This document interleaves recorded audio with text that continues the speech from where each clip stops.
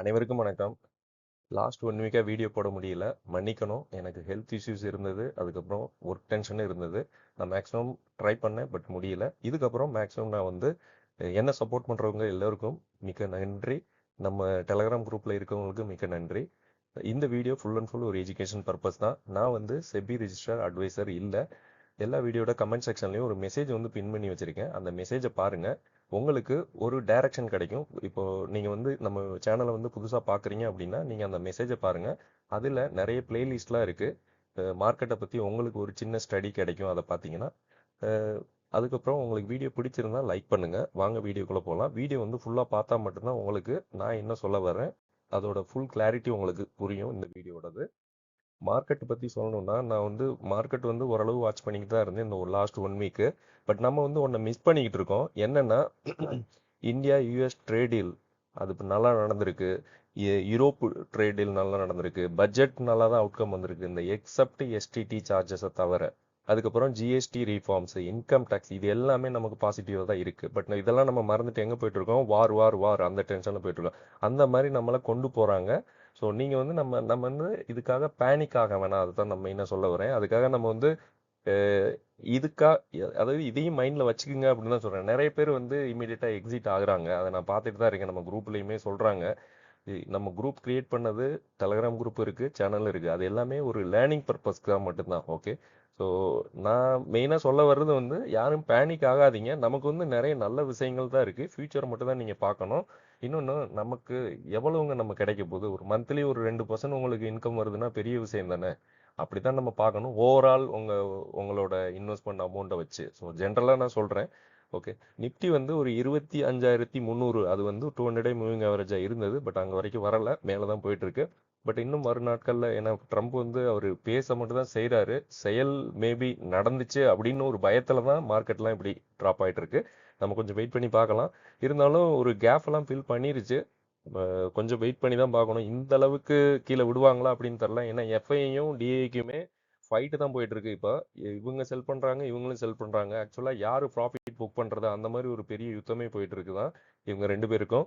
So இன்னைக்கு வந்து 2 பேரும் வாங்குறாங்களான்னு தெரில. ஆனால் நிஃப்டியை மட்டும் மேலே ஏற்றுறாங்க. போர்ட்ஃபோலியோ அப்படியே தான் இருக்குது.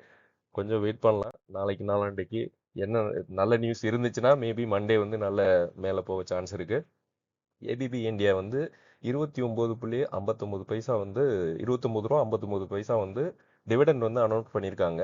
ரெக்கார்ட் டேட் வந்து 2 மே வந்து எக்ஸ்பெக்ட் பண்ணுறாங்க. அந்த டைமில் இவங்க வந்து ஒரு சைலண்ட் மூவர் அப்படின்னு தான் சொல்லணும். ஏபிபி இந்தியா பாருங்க, ஒரு 4800 இல்லை 4700 இருந்தது. ஒரு கிட்டத்தட்ட ஒரு 2 மாதத்துக்குள்ளேயே 6100 வரைக்கும் போயிருக்கு. எவ்வளோ பாயிண்ட்ஸ் மேலே ஏறி இருக்குன்னு பாருங்க. ரிசல்ட் இப்போ போஸ்ட் பண்ணியிருக்காங்க, நேற்று வந்ததுன்னு நினைக்கிறேன். சேல்ஸ் வந்து 8% வந்து இன்க்ரீஸ் ஆயிருக்கு. அது மாதிரி நெட் ப்ராஃபிட் வந்து பெருசாக இல்லை, அடி வாங்கியிருக்கு. இருந்தாலும் இவங்க ப்ரமோட்டராக இருக்கட்டும், அனலிஸ்டாக இருக்கட்டும், என்ன ப்ரெடிக்ட் பண்ணுறாங்கன்னா நல்ல ஸ்ட்ராங்கான க்ரோத்து ஏபிபி இந்தியாவுக்கு ஃபியூச்சரில் இருக்குது அப்படிங்கிறாங்க. அதனால இவங்க ரிசல்ட் நல்லா போஸ்ட் பண்ணலை, அதாவது நெட் ப்ராஃபிட் நல்லா வரல. இருந்தாலும் இவங்க வந்து மேலே ஏற்றுறாங்க. பட் இது வந்து டெம்பரவரியா அப்படிங்கிறது நம்ம கொஞ்சம் கொஞ்சம் ட்ரேடிங் செஷன் கொஞ்சம் வெயிட் பண்ணி தான் பார்க்கணும். லைலாட்ஸ் மெட்டல் இவங்கள பற்றி நம்ம பேசியே ஆகணும். இவங்க வந்து நல்ல ரிசல்ட் கொடுத்துருக்காங்க. அது மாதிரி கேப் அப் ஆச்சு, ஒரு 13-14% மேலே போச்சு. அதுக்கப்புறம் இப்போ வந்து கீழே போயிட்டு இருக்கு. என்ன ரீசன் அப்படின்னா, பிப்ரவரி 17-18 ஒரு 2 நியூஸ் விட்டாங்க. பிப்ரவரி 17 வந்து இவங்க வந்து ஒரு இன்கார்பரேட் பண்ணியிருக்காங்க, ஸ்டெப் டவுன் சப்சிடரி அப்படின்னு. இது வந்து துபாயில் இருக்கு.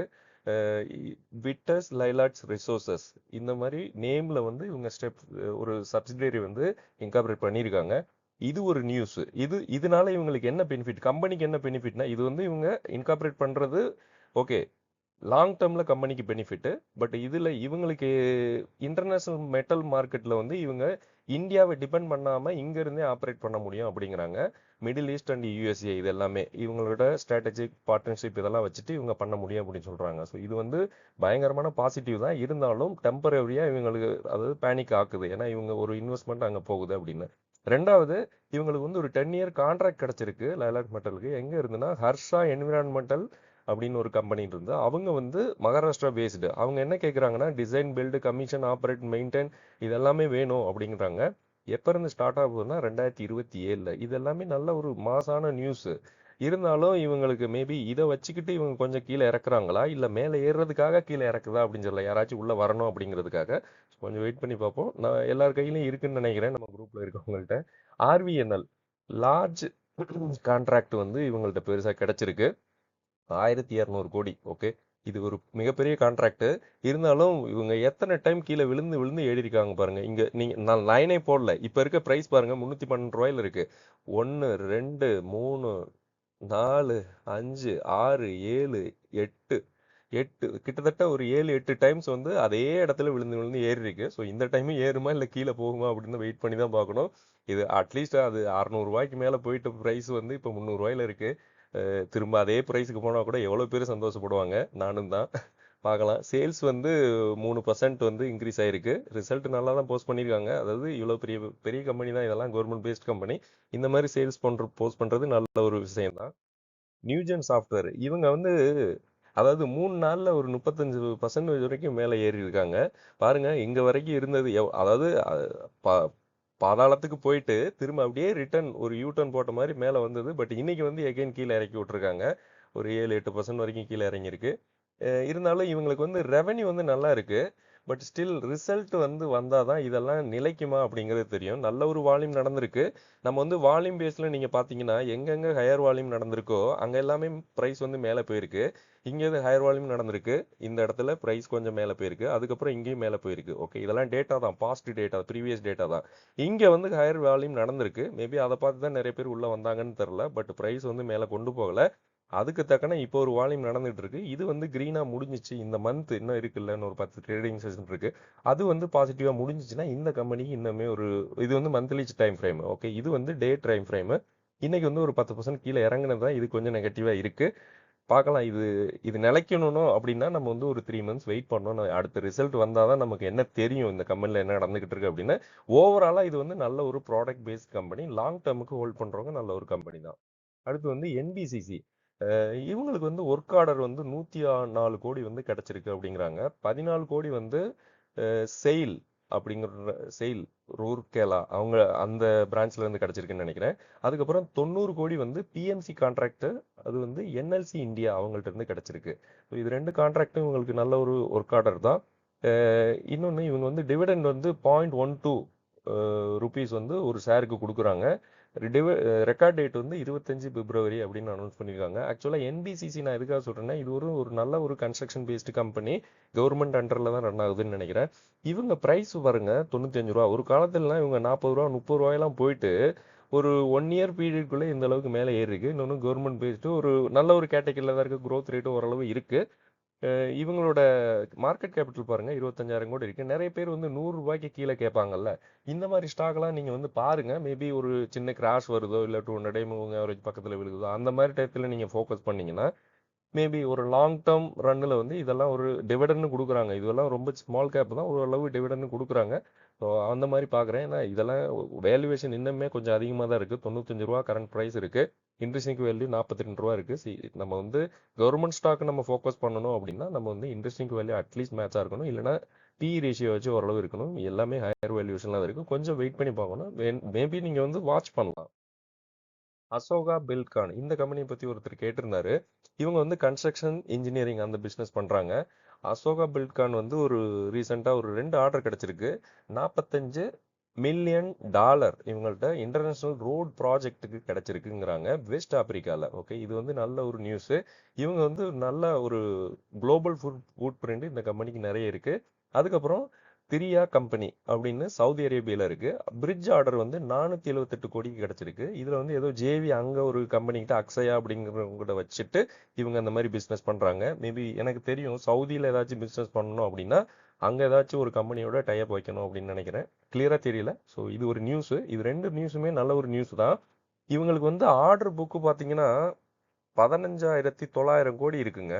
ஓகே, இது ஆர்டர் நல்லா தான் இருக்கு. இருந்தாலும் இதெல்லாம் ஓல்டு ஆர்டர்ஸ், அதாவது ஓவரால் ஆர்டர்ஸ் நான் சொல்றேன். ப்ராஜெக்ட் எக்ஸிகியூஷன்ல இவங்களுக்கு டிலே இருக்கு அப்படிங்கிறாங்க. இந்த பிரைஸ் கீழே வருது இல்ல, இவங்களுக்கு நல்ல ரிசல்ட் போஸ்ட் பண்ணியிருக்காங்க. அதாவது ப்ராஃபிட் வந்து நல்லாவே இன்க்ரீஸ் ஆயிருக்கு, நெட் ப்ராஃபிட்ஸ். பட் சேல்ஸ் வந்து பெருசா ஆகல. அதாவது ஓகே, ஓல்டு சேல்ஸே இன்னும் அவங்க வந்து ரெக்கவர் பண்ணல. ரெக்கவர்னு கரெக்ட் வேர்டு இல்லை. இன்னும் அவங்க ஃபினிஷ் பண்ணல. ஓகே, பேக்லாக்ஸ் நிறைய இருக்கு. அந்த ஆர்டர்லாம் இவங்க கம்ப்ளீட் பண்ணணும்.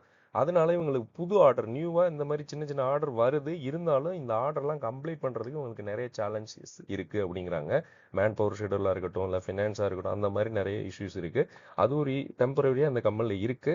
அதை சால்வ் பண்ணிட்டாங்க அப்படின்னா இந்த ப்ரைஸ் எல்லாம் ஒரு ஆல்மோஸ்ட் 129 இருந்துச்சுன்னா ஒரு 100 மூவிங் ஆவரேஜ்னு நினைக்கிறேன். மந்த்லி சார்ட் இது எவ்வளவு 320 ரூபா வரைக்கும் போயிட்டு இப்போ வந்து இந்த அளவுக்கு கீழே வந்துகிட்டு இருக்கு. லாங் டேர்ம்ல பார்த்தீங்கன்னா நல்ல ஒரு கம்பெனியாக தான் இருக்கும்னு நினைக்கிறேன். ஏன்னா இந்த அளவுக்கு நல்ல ஆர்டர் கையில் வச்சுக்கிட்டு இருக்காங்க. ஸோ லாங் டேர்ம்ல நமக்கு ஒரு நல்ல ஒரு பெனிஃபிட் கொடுத்தனா நல்லா தான் இருக்கும். ப்ரொமோட்டர் வந்து நல்ல ஓரளவு ஸ்ட்ராங்காக தான் இருக்க மாதிரி தெரியுது. ஏன்னா இவங்க வந்து 54% இருக்காங்க. ஸ்மால் கேப்பில் கொஞ்சம் அதிகமாக எதிர்பார்ப்போம். பட் இருந்தாலும் ஓகே தான். பப்ளிக் ஹோல்டிங் 23% இருக்காங்க. இதில் வந்து டிஏஏ என்ன ஓரளவு 14% இருக்காங்க. எஃப்ஐயுமே ஒரு 5% வரைக்கும் வச்சிருக்காங்க. இன்னொன்று டெப்டி எக்விட்டி, பிஇஜி ரேஷியோ இதெல்லாமே சூப்பரான பர்சன்டேஜ். ஸோ நம்ம கொஞ்சம் வெயிட் பண்ணி பார்க்கலாம். இன்னொன்று கரண்ட் ப்ரைஸ் பாருங்க, இவங்க வந்து 147 ரூபாயில இருக்கு. இன்ட்ரெஸ்ட் வேல்யூ 1200 இருக்கு. ஸ்டாக் பி வந்து 3.93, இண்டஸ்ட்ரி பி 16 இருக்கு. ஸோ இது வந்து நல்ல ஒரு அண்டர் வேல்யூவேஷன்ல இருக்கு. இதில் இருக்க இஷ்யூ நான் சொல்லிட்டேன்ல, இவங்களுக்கு வந்து அதாவது ப்ராஜெக்டை இஷ்யூஸ் பண்ணுறதுல கொஞ்சம் இஷ்யூஸ் இருக்கு. இவ்வளோதான். பட் இதை வந்து டெம்பரரியாக தான் பார்க்க முடியும். கொஞ்சம் வெயிட் பண்ணால் தான் நமக்கு என்ன நடக்கும் அப்படிங்கிறது தெரியும். பட் சூப்பரான ஒரு கம்பெனி. ஈஸி ட்ரிப் பிளானர் இந்த கம்பெனியோட ரிசல்ட்டை பற்றி ஒருத்தர் கேட்டிருந்தாரு. நான் வந்து ஓவராலாக சொல்லிடுறேன். இவங்க வந்து ஒரு ஐபிஓ ப்ரைஸ் வரைக்கும் கீழே வந்துட்டு மேலே போகிறாங்க. இதுக்கப்புறமாச்சு இது நிலைக்குமான்னு தெரில. ஏன்னா இதில் லாக் ஆனவங்க நிறைய பேர் இருக்காங்க. அதாவது ப்ரைஸ் வந்து எப்படி 10 ரூபா 20 ரூபா 30 ரூபாயில கிடைக்குதுன்னு வாங்கிட்டு லாக் ஆனவங்க தான் இந்த ஸ்டாக்ல அதிகம். இது வந்து ரிசல்ட் விட்டுருக்காங்க. சேல்ஸ் வந்து 1% இன்க்ரீஸ் ஆயிருக்கு. இது பெரிய இதெல்லாம் கிடையாதுங்க. நெட் ப்ராஃபிட் வந்து ஒரு 83% வந்து அடி வாங்கியிருக்கு. இது வந்து நம்ம கொஞ்சம் பார்த்து தான் நீங்கள் வந்து ப்ளே பண்ணணும். இவங்க வந்து ஃபண்ட் ரைஸ் ரீசெண்டாக கேபிட்டல் வந்து இன்க்ரீஸ் பண்ணுறதா சொல்லியிருக்காங்க 500 கோடிக்கு. இன்னொன்று பல்க் டீல் வந்து 17 பிப்ரவரி ஒரு 2 நாளைக்கு முன்னாடி நடந்திருக்கு. என்னென்னா அர்த்தும் வெஞ்சர்ஸ் எல்எல்பி அப்படின்னு அவங்க வந்து அக்யூர் வந்து 3.92 crore ஷேர்ஸ் வந்து இவங்க வாங்கியிருக்காங்க. 9.41 அந்த ரேட்டில். ஓகே, ஸோ அதனால கூட இந்த பாசிட்டிவ் மொமெண்டமானு தெரில இங்கே நடந்துகிட்டு இருக்குது. ஸோ நம்ம கொஞ்சம் வெயிட் பண்ணி தான் பார்க்கணும். இன்னொன்று இது வந்து ரொம்ப ரொம்ப ஒரு பென்னி ஸ்டாக் தான். ஸோ அதனால் நீங்கள் கொஞ்சம் பார்த்து தான் நீங்கள் ப்ளே பண்ணணும். ஓகே ஃப்ரெண்ட்ஸ், அடுத்த வீடியோவில் பார்க்கலாம். நன்றி. சாரி, என்னால் இன்னும் கொஞ்சம் நிறைய ப்ரிப்பேர் பண்ண முடியல வீடியோக்கு. நான் அப்கமிங் வீடியோவில் ரொம்ப இன்னும் நிறைய பேசலாம். ஓகே, நன்றி.